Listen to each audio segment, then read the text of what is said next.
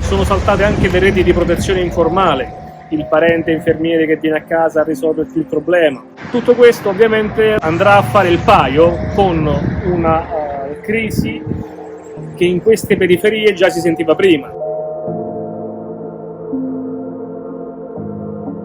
Persone che hanno dei lavori in nero, informali, quindi hanno dei redditi provvisori, stanno intaccando i loro risparmi. Se prima avevamo 12 milioni di italiani che abbandonavano le cure, ci aspettiamo che questa cifra di sicuro non andrà a diminuire, ma probabilmente ci sarà un incremento delle persone che decideranno di abbandonare le cure per far fronte ad altre spese.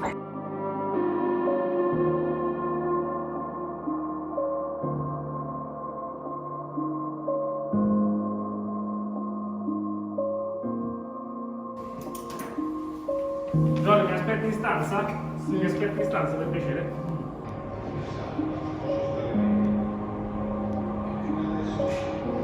Tutto questo per me che sono infermiere rappresenta un distaccarsi da quello che è invece il prendersi cura. Già il semplice fatto di non potersi più stringere la mano, di non potersi più guardare negli occhi senza la mascherina o attraverso degli occhiali. Ecco, tutto questo è una distorsione del rapporto di cura. Quindi i nostri utenti della popolazione migrante restano a casa e, compatibilmente con gli spazi che purtroppo la situazione di indigenza economica ti mette a disposizione a livello abitativo, abbiamo delle persone che restano a casa e stanno sopravvivendo con tutto quello che era nelle loro possibilità.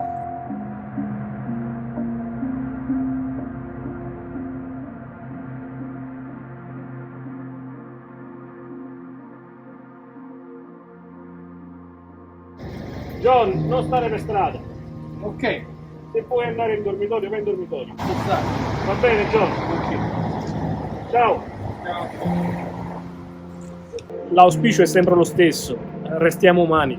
Se ne usciremo tutti quanti insieme. Non dimentichiamoci degli ultimi, perché è anche dagli ultimi che ovviamente si vede il livello di risposta di un servizio sanitario nazionale.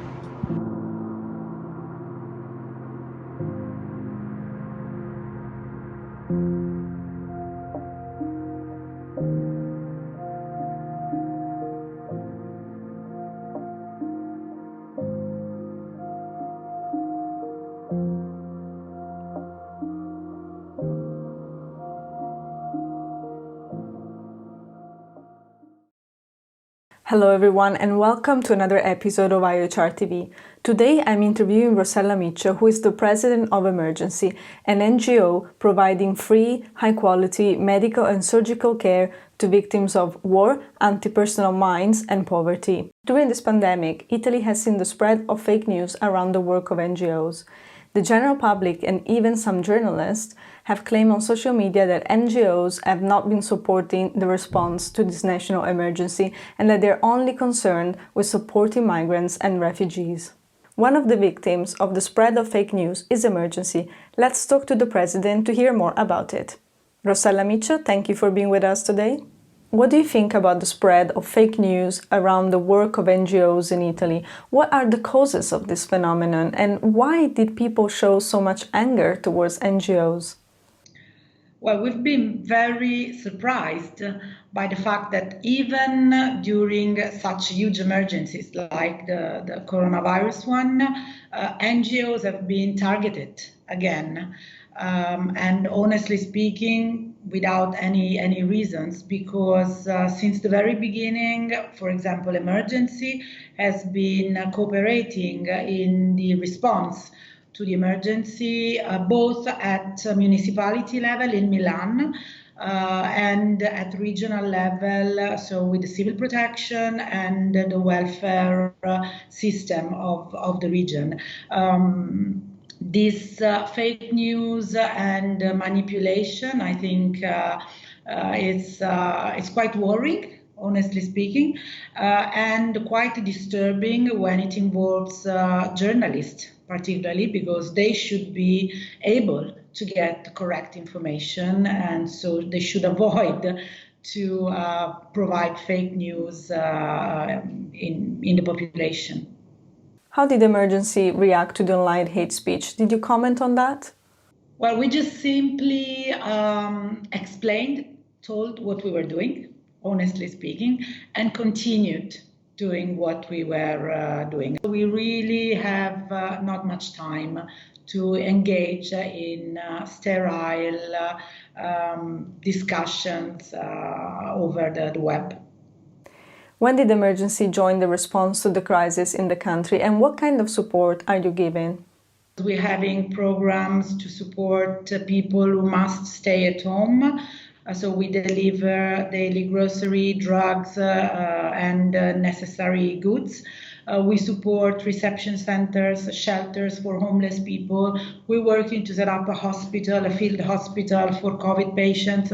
We started early March to analyze a bit the situation, and initially we got in touch with the municipality of Milan, where we already work with because we have a mobile clinic since 5 years in Milan. And we also identified with the municipality of Milan a building where patients who show symptoms can be isolated, among these marginalized people, because of course, we all know that it's very important to stay home and to call a doctor when you have early symptoms, but if you don't have a home, or if you have no doctor to call to when you feel sick, this can be a problem for yourself, but also for the community at large. More recently, since a couple of weeks, we have been engaged by the Regional Authority for Health to provide support consultancy, basically, to hospitals to identify proper IPC measures to be implemented in public hospitals. How many people are now deployed by Emergency? A lot. I would say that we have more than 150 volunteers in Milan city, plus let's say about 50 qualified staff, so doctors, nurses, logisticians that are involved in the hospital setting and in the program for marginalized groups such as migrants and homeless. In Bergamo, which is one of the most affected areas in Italy, you have also worked on the construction of a field hospital, the biggest one across Europe. What work have you been doing there? What's your role? The hospital in Bergamo belongs, let's say, to the Papa Giovanni XXIII, which is the public hospital in Bergamo. And they will have the overall management of the center. We have been working with them to define the layout of the facility, so to make sure that the flow of patients or personnel, medical and non-medical, would be consistent with the IPC measures needed. And we will have a team of doctors, nurses, physiotherapists that will be in charge of the management of 12 intensive care beds. So we will be managing those patients. What kind of people has Emergency deployed to respond to the outbreak? In the field hospital, there will be several teams that will work. So far, we have a team of approximately 30 people, not only Italians, but also from other countries, mainly staff who has been working with us for many years. Some of them also worked during the Ebola outbreak, so they will be, let's say, our team. But there is also a team from Russia that will join the hospital, and other volunteers that are coming from all around Italy and will be under the umbrella of the Papa Giovanni Hospital. You're also working in Brescia with the management of the hospital to prevent its employees from being infected. What are you doing there? Well, we've been invited to visit the facility in Brescia and to try to identify with them, let's say, the most critical areas within the hospital and to identify possible measures to be implemented in order to mitigate the risk. We have to say that in this context, the risk cannot be totally excluded. What we can do is to try and mitigate it. So we have identified locations where staff should change or wash the hands more frequently, how to use PPE, so protective equipment, in full cooperation with the staff of Brescia that was very much cooperative in this. People often forget about the most vulnerable during this pandemic. What is the support that Emergency is giving to minors and homeless people? Well, this is a very crucial point because I think that one of the lessons that coronavirus is teaching us is that we cannot make differences when it comes to healthcare, when it comes to this kind of outbreaks. So if we want to protect ourselves, we have to protect the entire community, and we cannot leave behind anybody. Therefore, since the very beginning, we identified guidelines and protocols to be implemented in centers that were dealing with unaccompanied minors, asylum seekers, homeless. And what we have done is basically we have surveyed all these facilities, identified the gaps, and also the possible solutions to fill these gaps, helping the organizations that were running these centers to implement them, and then monitoring the health status of the guests.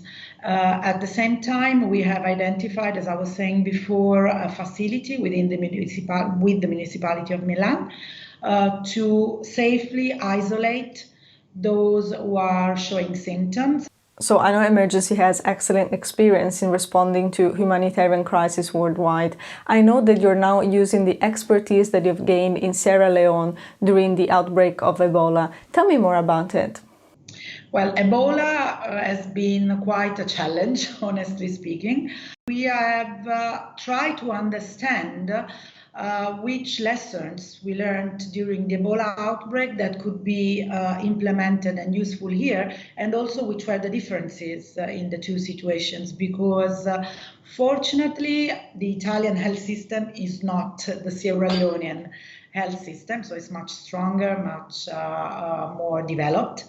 And fortunately, coronavirus is not as lethal as Ebola was. But at the same time, this virus is much more contagious, and it's more difficult to identify patients.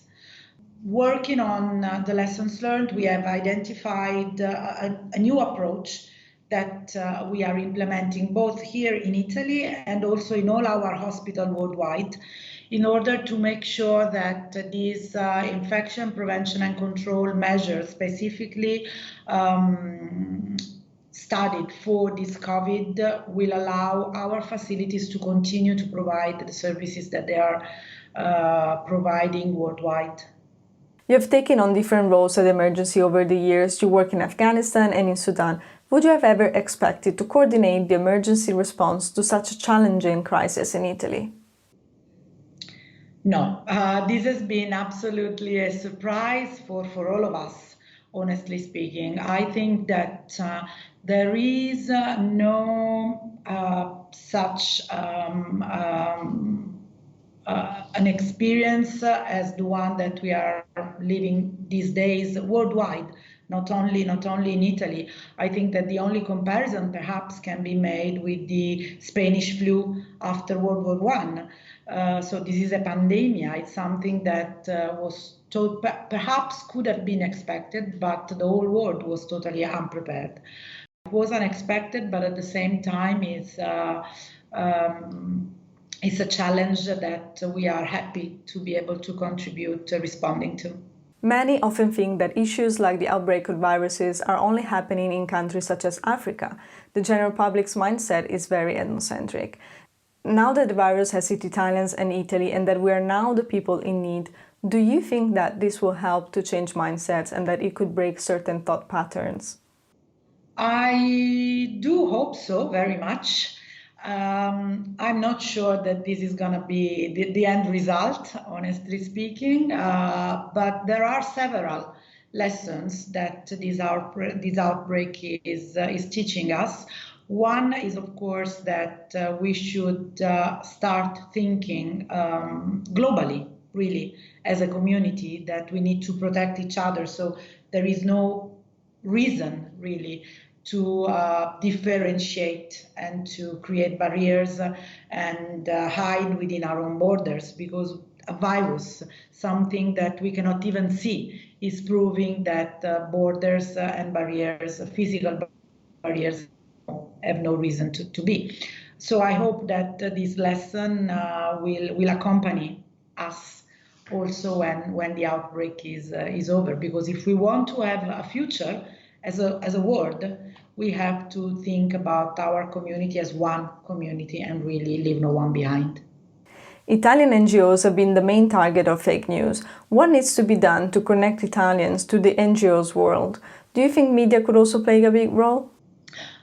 Well, it would be very important if media would talk more and describe more the practical work and the impact of the work of the NGOs, because people, I think that they do not really know what the NGOs are doing, what is their impact, and why the work that you're doing is important for the society. So we're trying through our channels, but it's not enough, definitely. So I think that help from the mainstream media, particularly, would be really very much appreciated.